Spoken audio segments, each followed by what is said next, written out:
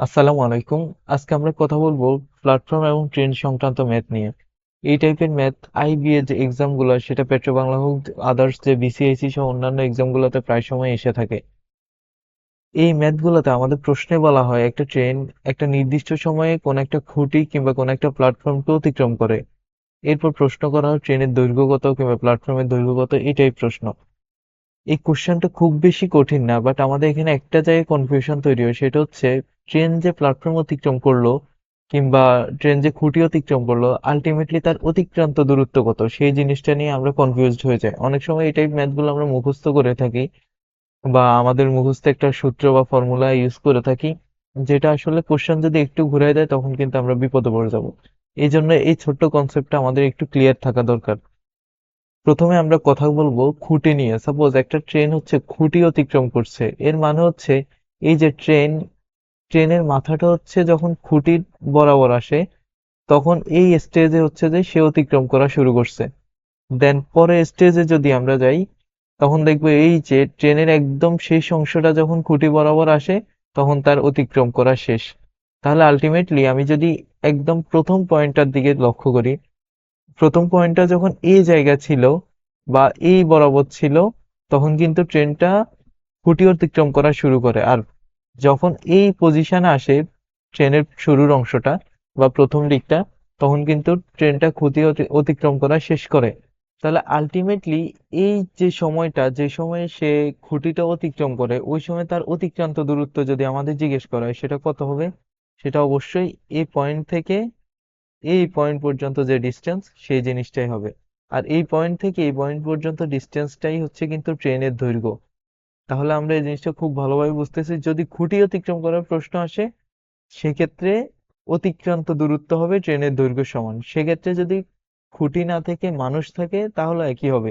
অর্থাৎ একটা ট্রেনের সাপেক্ষে একটা খুঁটি কিংবা একটা মানুষ একটা পয়েন্টের মতো আচরণ করবে। অপরদিকে যদি আমাদের প্ল্যাটফর্ম অতিক্রম করার কথা বলে, সেক্ষেত্রে যে আমরা একটু দেখি, প্ল্যাটফর্ম অতিক্রম করা মানে হচ্ছে এই যে প্ল্যাটফর্মের শুরু বরাবর হচ্ছে এই পয়েন্টে যখন ট্রেনটা আসে, সে তখন হচ্ছে প্ল্যাটফর্ম অতিক্রম করা শুরু করে। দেন আরেকটা সিচুয়েশন হচ্ছে এটা, যে তার পিছনের অংশটা একদম প্ল্যাটফর্মের শুরুর অংশ বরাবর থাকে।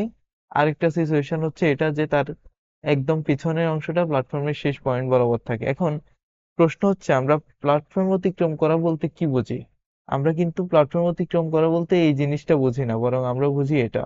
অর্থাৎ ট্রেনটা একেবারে হোল প্ল্যাটফর্ম শেষ করে তার শেষ প্রান্ত যখন প্ল্যাটফর্মের শেষ প্রান্তে চলে যায়, ওই জিনিসটাকে আমরা বলি সে প্ল্যাটফর্ম অতিক্রম করছে। তাহলে আমরা যদি ট্রেনের একদম ফার্স্ট পয়েন্টের কম্পেয়ার করি, ট্রেন প্ল্যাটফর্ম অতিক্রম করা শুরু করছে যখন ট্রেনের প্রথম পয়েন্ট এই বরাবর ছিল, অর্থাৎ এখানে ছিল। আর প্ল্যাটফর্ম অতিক্রম করা শেষ হয়েছে যখন ট্রেনের প্রথম পয়েন্ট এই জায়গায় চলে গেছে। তাহলে এই পয়েন্ট থেকে এই পয়েন্টের যে ডিস্টেন্স, সেটাই আসলে এই সময়ে ট্রেনের অতিক্রান্ত দূরত্ব। আর এই ডিস্টেন্সের দিকে যদি আমরা তাকাই, এটা হচ্ছে ট্রেনের দৈর্ঘ্য আর এটা পুরোটা হচ্ছে প্ল্যাটফর্মের দৈর্ঘ্য। এই দুইটা দৈর্ঘ্য যদি যোগ করি, তাহলে এই টোটাল দূরত্বটাই হচ্ছে আমাদের এই সময়ে, অর্থাৎ প্ল্যাটফর্ম অতিক্রান্তকালে বা প্ল্যাটফর্ম অতিক্রমকালে তার অতিক্রান্ত দূরত্ব। তাহলে একটা বিষয় ক্লিয়ার হলাম, যে আমাদের যদি খুঁটি বা মানুষ বলে, সেক্ষেত্রে অতিক্রান্ত দূরত্ব তো হচ্ছে ট্রেনের দূরত্ব সমান। আর যদি আমরা প্ল্যাটফর্মের অতিক্রম করে থাকে, সেক্ষেত্রে অতিক্রান্ত দূরত্ব হচ্ছে প্ল্যাটফর্ম এবং ট্রেন দুইয়ের যোগফল বা দুইয়ের দৈর্ঘ্যের যোগফল। যদি প্ল্যাটফর্ম অতিক্রম করা মানে এই সিচুয়েশনটা বোঝাতো, তাহলে কিন্তু সেক্ষেত্রে আমাদের প্ল্যাটফর্মের দৈর্ঘ্যটা যোগ করা লাগতো না, কারণ এই যে ইনিশিয়াল পয়েন্ট, এই ইনিশিয়াল পয়েন্ট দুইটা আসলে মধ্যবর্তী দূরত্বটা ট্রেনের দৈর্ঘ্যের সমান। কিন্তু প্ল্যাটফর্ম অতিক্রম করা মানে কিন্তু আমরা এটা বুঝি না, বরং এই জিনিসটা বুঝি। সো যেহেতু সিচুয়েশন এটা, সুতরাং আমাদের অতিক্রান্ত দূরত্ব ফাইন্ড আউট করতে হলে প্ল্যাটফর্ম এবং ট্রেনের দৈর্ঘ্য যোগ করলেই আমরা পেয়ে যাব। এই ছোট্ট কনসেপ্টটুকু যদি আমরা বুঝে থাকি, এই টাইপের যে কোনো প্রবলেম আমরা সলভ করতে পারবো। এরকম একটা প্রবলেম এখন দেখাচ্ছি। এখানে একটা কোশ্চেন বলছে যে train crosses a signal pole in 20 seconds while it crosses a 200 meter long platform in 45 seconds. What is the length of the train in meter? অর্থাৎ এখানে বলছে একটা ট্রেন 20 সেকেন্ডে একটা খুঁটিকে অতিক্রম করে। একই ট্রেন 200 মিটার লম্বা একটা প্ল্যাটফর্মকে 45 সেকেন্ডে অতিক্রম করে।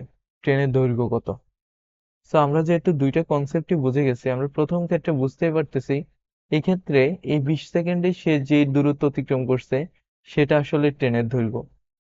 আর পরবর্তীতে সে ট্রেনের দৈর্ঘ্য প্লাস এই 200 মিটার অ্যাড করলে যে দূরত্বটা হয়, এই 45 সেকেন্ডে সে ওই দূরত্ব অতিক্রম করছে। আমরা আসলে প্রথম যে ইনফরমেশন সেখান থেকে, প্রথম যে ডেটা সেখান থেকে আসলে আমরা ট্রেনের দৈর্ঘ্য বের করে ফেলতে পারতাম যদি আমাদের বেগ দেয়া থাকতো। এই টাইপের প্রবলেমের ক্ষেত্রে একটা জিনিস আমরা জেনে রাখতে হবে, এই ফর্মুলাটা আমাদের মাথায় রাখতে হবে, এস ইকুয়াল ভিটি, বা বাংলায় বললে দূরত্ব সমান বেগ ইনটু সময়। এই জিনিসটা হচ্ছে আমাদের মাথায় রাখতে হবে, কারণ এই প্রবলেমগুলা এই তিনটা টার্মের উপর বেস করে দেয়। হয় বেগ সময় দেয়া থাকবে দূরত্ব বের করতে হবে, অথবা দূরত্ব সময় দেয়া থাকবে বেগ বের করতে হবে। এটাই প্রবলেম। এখন কথা হচ্ছে অনেক সময় এই যে প্রবলেমটা এখন আমাদের যেটা দেখছি এখানে কিন্তু আমাদের কেবল সময় দেয়া আছে, বেগটা কিন্তু দেয়া নাই, দূরত্ব দেয়া নাই, ট্রেনের দৈর্ঘ্য বের করতে হবে। এর কারণ হচ্ছে এখানে কিন্তু আমাদের দুইটা সিনারি দেখানো আছে, অর্থাৎ দুইটা কম্পেয়ার করলে আমাদের বেগ ইজিলি আমরা বের করতে পারবো। যদি আমাদের শুধুমাত্র পোল নিয়ে অর্থাৎ খুঁটি নিয়ে প্রশ্ন করতো তাহলে কিন্তু বেগ অবশ্যই দেয়া থাকতো, কিংবা শুধুমাত্র প্ল্যাটফর্ম নিয়ে প্রশ্ন করতো তাহলেও বেগ দেয়া থাকতো। যেহেতু এখানে দুইটা আলাদা জিনিস নিয়ে প্রশ্ন করছে এবং একই ট্রেন হওয়ার কারণে কি হয়েছে, বেগ কিন্তু সেম। এই ক্ষেত্রে বেগ যা, এই ক্ষেত্রে বেগ তা। সো আমরা ধরে নিতে পারি যে length of length of the train equal T, আর ভেলোসিটি অর্থাৎ বেগ, velocity of the train equal হচ্ছে ভি।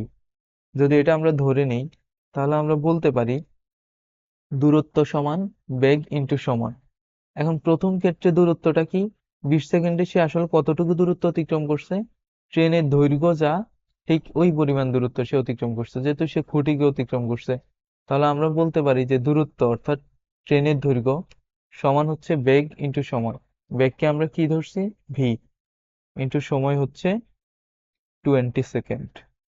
পরের সিচুয়েশনে যদি আমরা তাকাই, এখানে দূরত্ব সমান বেগ ইনটু সময়, বেগ ইনটু সময় লিখে ফেলি, বেগ একই, যেহেতু একই ট্রেন তাহলে এক্ষেত্রে যে বেগে গেছে সে অবশ্যই একই বেগে এক্ষেত্রেও গেছে, বেগ ইনটু সময়।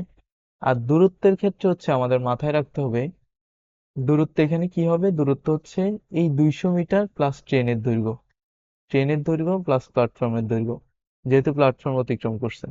এটা হচ্ছে, এখান থেকে আমরা বা লিখতে পারি টি সমান 20 ভি, বা এখানে লিখতে পারি টি প্লাস 200 সমান 45 ভি। এটাকে হচ্ছে আমরা 1 নং ইকুয়েশন দিতে পারি, এটাকে আমরা 2 নং ইকুয়েশন দিতে পারি। এখন আমি যদি এই টি এর মানটা এখানে বসাই দেই তাহলে কি হয় একটু লক্ষ্য করি। টি এর মানটা যদি এখানে বসাই দিই তাহলে আসবে আমাদের 20 ভি প্লাস 200 ইকুয়াল হচ্ছে 45 ভি। বা আমি লিখতে পারি, আর 20 ভি যেহেতু ছোট ওই পাশে নিলে হচ্ছে 45 থেকে মাইনাস হবে, আলটিমেটলি থাকবে 25 ভি প্লাস 200 এর জায়গায় থাকবে, বা ভি সমান হবে 25 দিয়ে যদি 200 কে ভাগ দিই তাহলে 4 25 100 হলে 8 25 হচ্ছে 200। তাহলে এই ভি এর মান যদি আবার আমি এই জায়গায় ইনপুট দিই তাহলে কিন্তু আমি টি এর মান পেয়ে যাব। তাহলে টি সমান কি হবে, 20 ইন্টু ভি মানে হচ্ছে 8 ইকুয়াল 160। তার মানে এই 160 মিটার হচ্ছে অ্যান্সার। আশা করি বিষয়টা বুঝে গেছে। এই টাইপের প্রবলেম হলে বাকিগুলা যদি আমাদের যে কোনো একটা দেয় তাহলে প্রবলেমটা আরো ইজি হয়ে যাবে। ছোট্ট কনসেপ্ট যদিও, কিন্তু এটা এই জায়গা থেকে যেহেতু বারবার প্রশ্ন আসে, এটা যদি আমরা বুঝে থাকি তাহলে এই টাইপের যে কোনো প্রবলেম দেখ আমরা ইজিলি সলভ করতে পারবো ইনশাল্লাহ। ভালো থাকবেন সবাই, আসসালামু আলাইকুম।